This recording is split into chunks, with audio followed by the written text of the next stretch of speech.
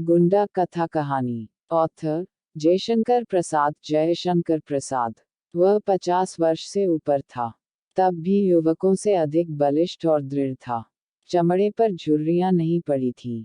वर्षा की झड़ी में, पूस की रातों की छाया में, कड़कती हुई जेठ की धूप में, नंगे शरीर घूमने में वह सुख मानता था।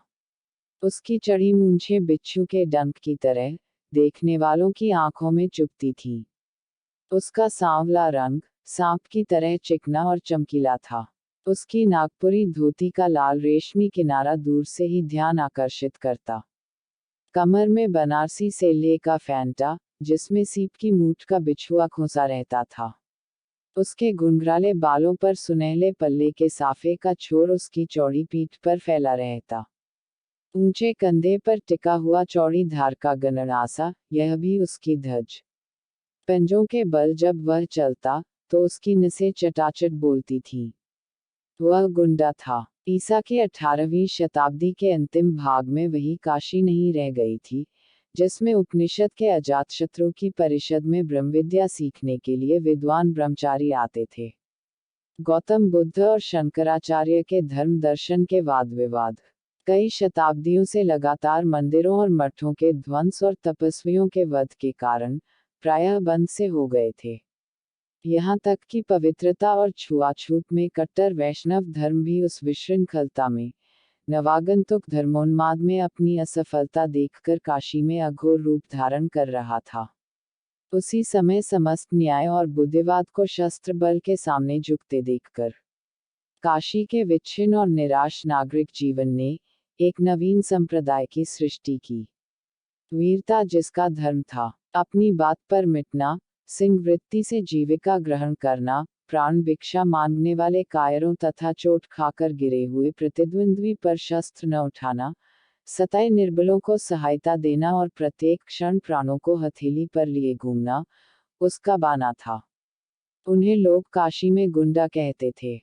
जीवन की किसी अलभ्य अभिलाषा से वंचित होकर जैसे प्रायः लोग विरक्त हो जाते हैं, ठीक उसी तरह किसी मानसिक चोट से घायल होकर एक प्रतिष्ठित जमींदार का पुत्र होने पर भी ननकू सिंह गुंडा हो गया था। दोनों हाथों से उसने अपनी संपत्ति लुटाई। ननकू सिंह ने बहुत सा रुपया खर्च करके जैसा स्वान खेला था, उसे काशी वाले बहुत दिनों तक नहीं भूल सके। वसंत ऋतु में यह प्रहसनपूर्ण अभिनय खेलने के लिए उन दिनों प्रचुर धन, बल, निर्भीकता और उच्छृंखलता की आवश्यकता होती थी। एक बार ननकू सिंह ने भी एक पैर में नूपुर, एक हाथ में तोड़ा, एक आंख में काजल, एक कान में हजारों के मोती तथा दूसरे कान में फटे हुए जूते का तल्ला लटकाकर, एक जड़ाऊ मूठ की तलवार, दूसरा हाथ आभूषणों से लदी हुई अभिनय करने वाली प्रेमिका के कंधे पर रखकर गाया था। कहीं बैगन वाली मिले तो बुला देना। प्रायः बनारस के बाहर की हरियालियों में, अच्छे पानी वाले कुओं पर, गंगा की धारा में मचलती हुई डोंगी पर वह दिखलाई पड़ता था। कभी कभी जुआखाने से निकलकर जब वह चौक में आ जाता, तो काशी की रंगीली वेश्याएं मुस्कुराकर उसका स्वागत करती और उसके दृढ़ शरीर को सस्पृह देखती।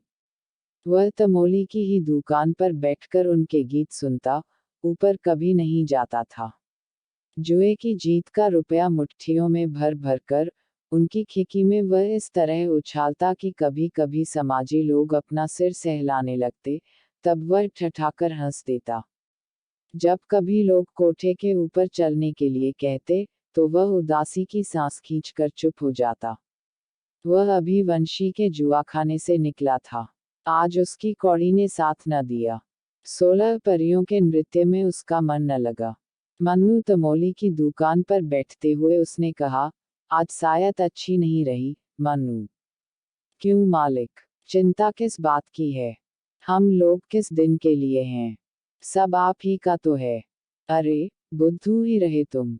ननकू सिंह जिस दिन किसी से लेकर जुआ खेलने लगे उसी दिन समझना वह मर गए। तुम जानते नहीं कि मैं जुआ खेलने कब जाता हूँ? जब मेरे पास एक पैसा नहीं रहता, उसी दिन नाल पर पहुँचते ही जिधर बड़ी ढेरी रहती है, उसी को बदता हूँ और फिर वही दांव आता भी है। बाबा कीनाराम का यह वरदान है। तब आज क्यों, मालिक? पहला दांव तो आया ही, फिर 2-4 हाथ बदने पर सब निकल गया। तब भी लो, यह 5 रुपये बचे हैं। 1 रुपया तो पान के लिए रख लो और 4 दे दो मलूकी कथक को, कह दो कि दुलारी से गाने के लिए कह दे। हाँ, वही एक गीत। विल्मी विदेश रहे। ननकू सिंह की बात सुनते ही मलूकी, जो अभी गांजे की चिलम पर रखने के लिए अंगारा चूर कर रहा था, घबराकर उठ खड़ा हुआ। वह सीढ़ियों पर दौड़ता हुआ चढ़ गया। चिलम को देखता ही ऊपर चढ़ा, इसलिए उसे चोट भी लगी, पर ननकू सिंह की भरिकुटी देखने की शक्ति उसमें कहाँ। उसे ननकू सिंह की वह मूर्ति न भूली थी, जब इसी पान की दुकान पर जुए खाने से जीता हुआ, रुपये से भरा तोड़ा लिए वह बैठा था। दूर से बोधी सिंह की बारात का बाजा बजता हुआ आ रहा था। ननकू ने पूछा, यह किसकी बारात है? ठाकुर बोधी सिंह के लड़के की। मन्नू के इतना कहते ही ननकू के ओठ फड़कने लगे। उसने कहा, मन्नू, यह नहीं हो सकता, आज इधर से बारात न जाएगी। बोधी सिंह हमसे निपट कर तब बारात इधर से ले जा सकेंगे। मन्नू ने कहा, तब मालिक, मैं क्या करूं? ननकू गनड़ासा कंधे पर से और ऊंचा करके मलूकी से बोला, मलूकिया देखता है, अभी जा ठाकुर से कह दे कि बाबू ननकू सिंह आज यहीं लगाने के लिए खड़े हैं। समझकर आवे, लड़के की बारात है। मलूकिया कांपता हुआ ठाकुर बोधी सिंह के पास गया। बोधी सिंह और ननकू से 5 वर्ष से सामना नहीं हुआ है। किसी दिन नाल पर कुछ बातों में ही कहा सुनी होकर बीच बचाव हो गया था, फिर सामना नहीं हो सका। आज ननकू जान पर खेलकर अकेला खड़ा है। बोधी सिंह भी उस आन को समझते थे। उन्होंने मलूकी से कहा, जा बे, कह दे कि हमको क्या मालूम कि बाबू साहब वहां खड़े हैं। जब वह हैं ही, तो दो समधी जाने का क्या काम है। बोधी सिंह लौट गए और मलूकी के कंधे पर तोड़ा लाद कर बाजे के आगे ननकू सिंह बारात लेकर गए। ब्याह में जो कुछ लगा, खर्च किया।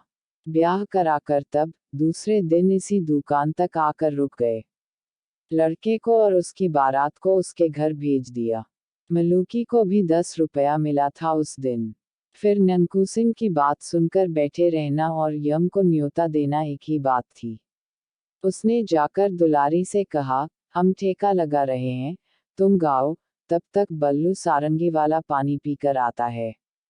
बाप रे, कोई आफत आई है क्या बाबू साहब? सलाम, कहकर दुलारी ने खिड़की से मुस्कुराकर झांका था कि ननकू सिंह उसके सलाम का जवाब देकर दूसरे एक आने वाले को देखने लगे।